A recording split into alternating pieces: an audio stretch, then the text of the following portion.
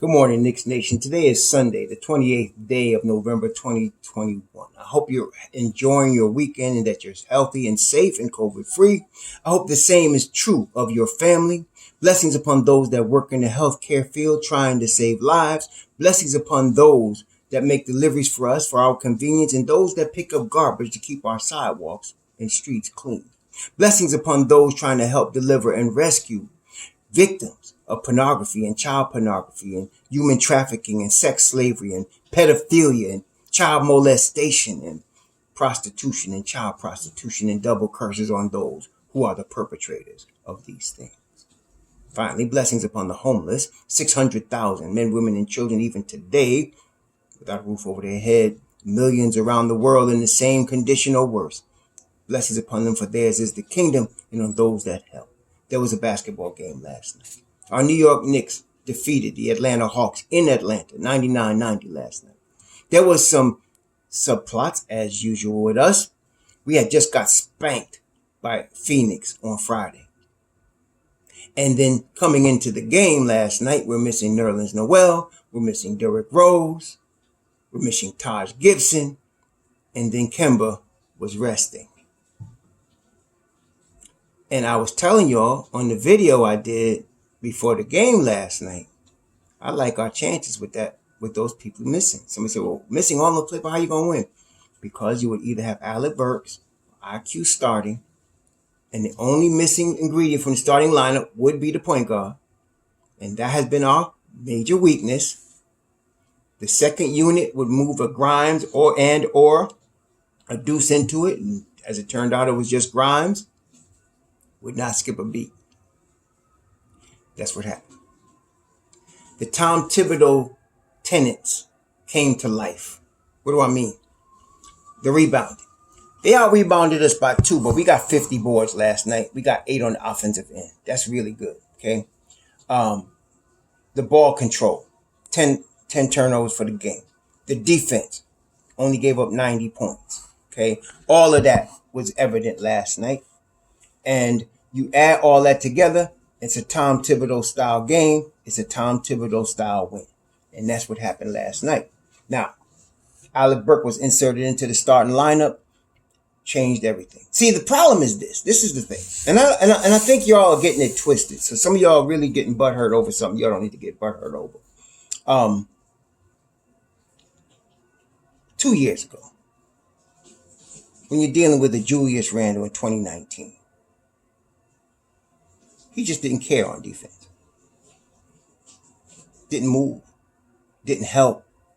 Didn't care.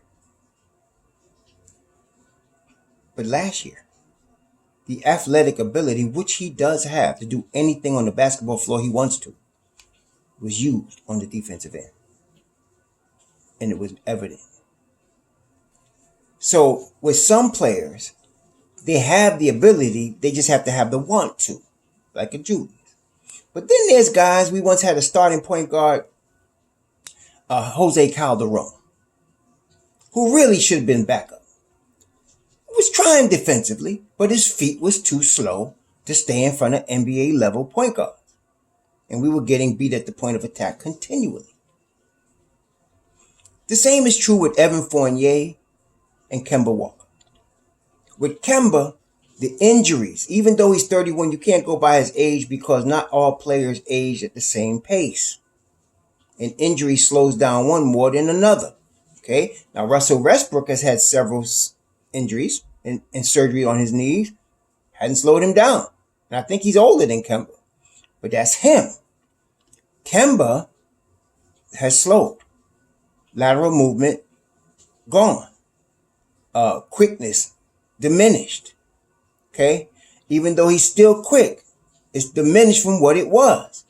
And it can't stay on that level it used to be for long periods of time, which is why with a Kemba, you get what I've been calling diminishing returns. He will start out good because he's putting forth the effort. He's got the quickness at the beginning, but then it goes down, it slows down, and it goes. And then at that point, we start getting beat, which is why we could not hold a lead in the first quarter. We couldn't even get a lead in the first quarter, and we lose it in the third quarter.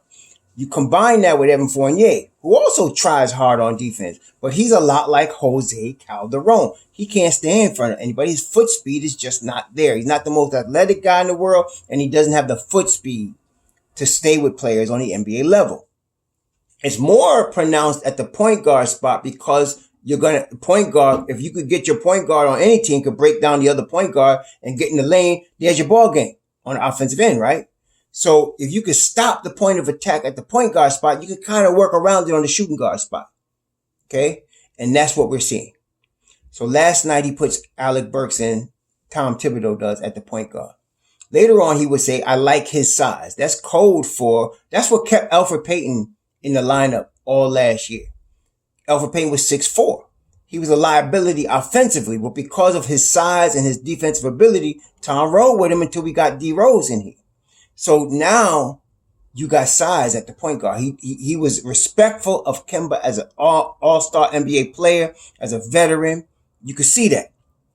But then I was waiting for Mark Berman this time, because Berman, you know, the thing about Mark Berman, and I'm not saying this personally. I don't know the man, so I can't speak personally against Mark Berman. But what I will say is this. It is obvious to me. I've been reading his columns for 20 years. And the thing is, he is in the entertainment business. He's not in the journalism reporting business. See, there's journalism reporting, which is really bland. It's just telling you what happened, what it is, boom, boom, boom, boom, boom, boom. That's more like Ian Begley, right? That's more like Woj. They're going to tell you what it is. Thing about Woj, though, he's telling you before it comes, before everybody else knows. But it's still just straight. This is what's going on. This is what's happening. Boom, boom, boom. But Berman is the new kind of like, he's been doing it a long time, but it's more, his column is more about entertainment, and which means he is paid to create drama. He's paid to do that. Okay? Knicks know that, especially Tom Thibodeau. He ain't no rookie when it comes to New York media, so he knows how to handle a Berman.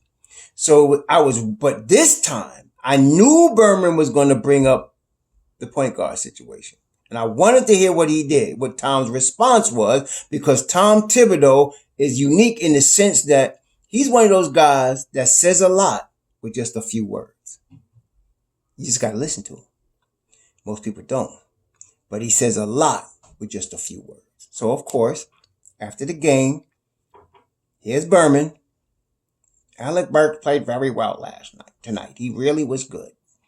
Are there decisions to make at the point guard spot, Tom? Now, look. If Tom was going to stick with Kemba Walker at the point guard, he would have said, which he has already said this season several times, he would have said, we're going to see how Kemba feels. If he can go, he'll go. That is not what he said. He said to Mark, and he was very curt with Mark, because he know what Mark was getting at. There's always decisions to make. And we're going to do what's best for our team. That combined with when he talked about Alec Burks' size at the point guard spot sealed Kemba Walker's fate. He's out the rotation. I would be surprised if you see him in the rotation going forward at all. I don't know what's going to happen. I don't know how they're going to work it out, what Kemba's going to do. Kemba's going to be a good soldier. He's not going to complain. He's not going to whine. He's not that type of guy. But I don't know what's going to happen going forward, but he's out the rotation because Tom has been very protective of the second unit. Tom has been very protective of the second unit, as y'all know. Very protective of the second unit, and rightly so. They are dynamite. They're the best second unit in the NBA. So that's why he's keeping Obi Toppin there. When we all want Obi Toppin to get more minutes and maybe even start a couple of games, he's keeping him there with Emmanuel Quickley, right? And Derrick Rose, because he's very protective because they dynamite together. So he's not going to mess with that by putting Kemba there. So what happens? Kemba's out the rotation. And what happened last night? 99-90. The defense returned. Alec Burks, leading scorer, 23 points. Okay? The defense at the point of attack returned. Now, Fournier was still getting beat off the dribble. I mean, it was really, I felt bad for him almost because a couple of times Atlanta was trying to attack him. They would get real smart, man. They would switch till you get Trae Young with Evan Fournier on him, Kevin Huerter with Evan Fournier on him, or Cam Reddish with Evan Fournier on him. And each of them guys, when they got Evan Fournier on him, they went at him. And I saw Evan, cause he's an IQ kid. He's an IQ man, not a kid, but to me he's a kid, but he's an IQ ball player, high IQ. He backed off Trae Young. I mean, he backed off. He gave him like 3 feet. And what did he do that for? Because he's trying to stop his dribble drive, right? He'll give him the jump shot, which in Trae Young's case, you don't want to do that either, right? But he did. And Trae Young still beat him off the dribble. He gave him all kind of room. He backed up and Trae Young still went by him like he wasn't there. Now, the problem with that was Mitchell Robinson now has to step up. And he did. Mitchell Robinson kept stepping up. There was the slow rotation between RJ and whenever you saw Clint Capella dunking on a lob, it's because there was no rotation from when Mitchell Robinson stepped up. And then secondly, after a while, Mitchell Robinson already knew what was coming. So he was cheating. He was moving toward that way early, trying to discourage whoever it was, from making the move on Evan so that, maybe they swing the ball, but no, that didn't discourage them. And so he was cheating, and then that gave Capella more space. And there, again, the rotation was late, especially on RJ and Julius a couple of times. And you got Capella flushing on the other end. Make my man Mitch look bad. But it wasn't Mitch's fault. I was watching it constantly. I was like, come on, man. But see, you're going to get that from Evan Fournier. Now, the good news about it is that when they were attacking that last night, but it wasn't like, you cannot win the game trying to attack Evan Fournier for 48 minutes. You're not going to do that. Okay. They're going to do that. You're going to see that constantly, and it's going to cause teams to lose because when Mitchell does step up, or when, Julius or Rowan rotate properly, then that's going to nullify that. They're going to have to spray it out, and everybody's going to be scrambling again, start again. Okay. And so they can't win the game like that, and then in the fourth quarter, in crunch time, I don't think he had Evan out there last night, but he's going to have to go with a Grimes, I think, eventually, which brings me to the next point. So when AB starts, like I told y'all before the game, if you see IQ start, then you're going to see Grimes and Dukes. If you see Burke start, you're only going to see Grimes. And that's what happens. Burke started, Grimes goes into the second unit. They don't miss a beat. At all. Okay. So, and then Jericho Sims. I did not think he was going to play. I didn't think he was going to play.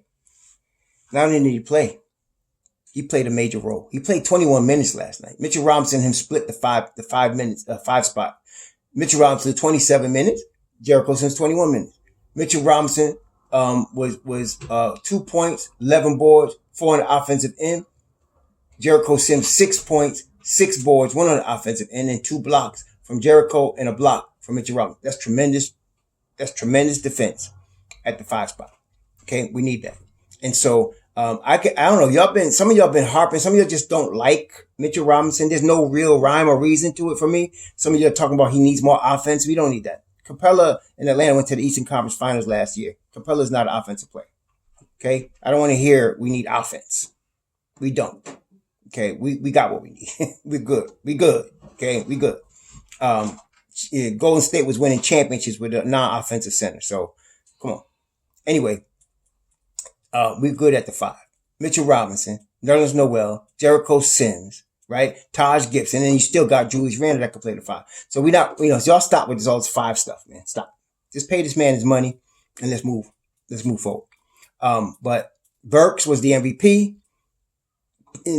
Defense at the point of attack on probably one of the toughest point guards to guard in the NBA is Trae Young, right? He's averaging like 26 and 10.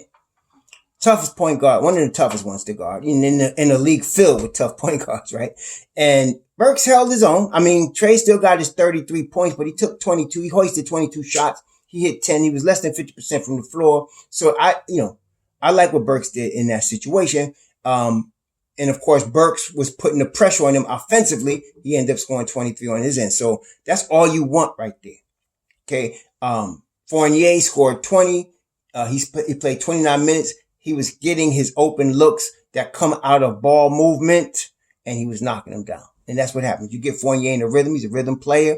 You get him in a rhythm. You get some good ball movement. boom, he's going to start knocking down the open shots. That's exactly what he was doing yesterday. So he's not an all-star by any stretch. Obviously, he's not a two-way player, but he's good enough at that spot right there. He hit a couple of times. He went off the dribble nicely. That's something that Bullock could never do. Went off the dribble a couple times. Got to flow the game to go for a couple baskets, as well as the spot up three. We doing good with him there. I really would rather see an IQ or a Grimes there, but yeah, it is what it is. We committed 70 plus million to the cat play, right? Then there's Rowan, 15.7 boards. Solid defense. Like I said, he missed a couple of rotations. He'll learn. 21 years old, high IQ ball player, plus 18. I'm not worried about Rowan. He's the constant. You know what I'm saying? He's the constant. It's like Albert Einstein's theory of relativity. E equals MC squared. The C is for constant. That's Rowan. He's the constant. He's going to be there. He's going to do what he do. Sometimes he'll be hot. Sometimes he will not. But he's always going to contribute to winning. Julius Randle only scored 8 points. But I like the fact that Julius only had 1 turnover. Julius did miss, as I mentioned, a couple of rotations. But he wasn't forcing himself offensively. He started to a little bit. Because if you remember, in the second quarter, Mobb Deep opened up a double-digit lead on Atlanta. Then, with about, I don't know how many minutes left, maybe 3 or 4, he puts Julius back in the game. And then Atlanta goes on a run. And we end up going into the half up by 1. Now, the reason for that is because he started forcing it a little bit. And they made a run. But then he wised up. And he didn't force nothing for the rest of the night. And he hit the boards. Like I said, 11 boards. It's 3 on the offensive end. To go with Mitchell Robinson, 11 boards, 4 on the offensive end. Then they go with Jericho Sims, 6 boards and 1 on the offensive end. That's what you want, man. So, and then going with Rowan, 7 rebounds, and then Burke, 7 boards.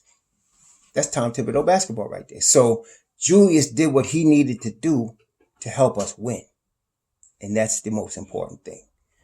Topping. Okay, I think we could all see it. If Obi Toppin was getting 30 minutes a game, he's a 20-point scorer. That's what we got right there. And he might even, like last night, Obi only had 2 boards. But, I mean, Obi really is Amari. I mean, right? I mean, it's so obvious.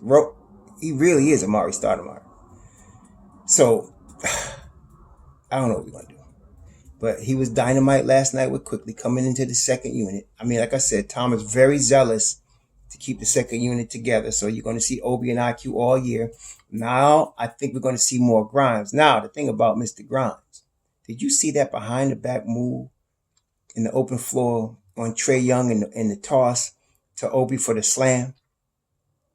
And he only scored 3 points last night, but the IQ, the defense, the ball movement, it's there. And we know he could shoot the rock.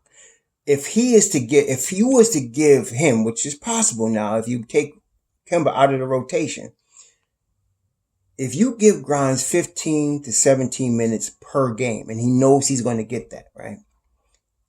One of these nights, all of a sudden he'll be pulling up from 3. Like last night, he only took 2, but we might take 3 or 4, and he'll hit them all. And then Tibbs will be forced to keep this guy in the game in the fourth quarter, and he's going to go off. That's the kind of shooter he is. He just hasn't had the chance to show it yet. But if he gets a consistent role now in that second unit, you're going to see that one night. There's going to be nights where all of a sudden, he will be the guy, the hot man, and he's going to win the game for us. And if he's going to do that a couple of times for us, he's worth the price of admission, and he's going to be even better than that. Deuce time is going to come also. If he sits Kemba, there's going to come a night when Burks won't be able to go, or D Rose won't be able to go, and it's going to be Deuce time. The season is long, so and I said that, you're going to see Deuce get his time eventually. When he does, I'm very confident he's going to show up. I mean, I'm very confident in Deuce. Just like I was very confident we're going to win this game last night, I'm very confident in Deuce. And so that's our future. Can you imagine in 2 seasons, right? You get a rotation of Deuce McBride, Emmanuel Quickly, and Jacobitis. They'll all be like 23 or under. Man. We got something going on right there. I'm trying to tell y'all, we got something going on right there. Our guard rotation is set.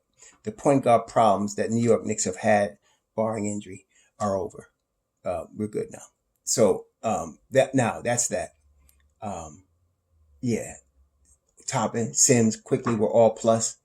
Barrett, we're good. So now, I'm telling y'all, I would be shocked if Kemba Walker started against Brooklyn. I think we're going to see Alec Burks at the point guard spot. I'm hoping D Rose is back from the ankle injury to play, on Tuesday against Brooklyn. If he's not, I hope he is, but we are so deep. Remember now, we not only here, we deep, mob deep. If he is not, we got Sims, Hoppin, Quickly, and Grimes, right? With to play the point is quick playing the point, and if we need more, we still got Deuce. So we in very good shape right now. That simple tweak in the lineup changed everything, as we thought it would, because you can't have two weak guys at the point of attack. Now you just got one, and he's on the wing. Okay, so now you're dealing with a point guard that could at least stop the forward progress at the point of attack and score on the offensive end and move the basketball. So with size, 6'5", 6'6" is Burks. He's a big guard. So Tibbs likes that. And don't let us beat Brooklyn Tuesday. And I'm telling you this, we could beat Brooklyn Tuesday. Brooklyn becomes difficult for us to beat if Kyrie Irving is healthy and playing with Harden and Durant. Without Irving, which he won't be there Tuesday, but he might be there after the new year. If he starts playing, because they might change their New York might change, the new mayor might change the law with regard to the mask and all that and the vaccine. If he don't have to get vaccinated and he could play in Brooklyn, you're going to get a healthy Kyrie with half a season to play. They'll be the odds-on favorite to win the championship at that point. It will be them and Golden State, fighting it out. But without Kyrie, we could beat Brooklyn. We could beat them in the 7-game series, and we could beat them on Tuesday night without Kyrie if they don't have him. And so if we end up beating them Tuesday, this is a permanent thing now. You're not going to see Kemba in the rotation for the rest of the season. That's it. Done. Unless people get hurt and he has to play. Other than that, you're not going to see him in the rotation again. And it's a good thing. I love Kemba, but like I said, he's hurt. He's lost a step. It's killing him both ends of the floor, and in turn, killing us both ends of the floor. So, if there's that. Please enjoy the rest of your weekend.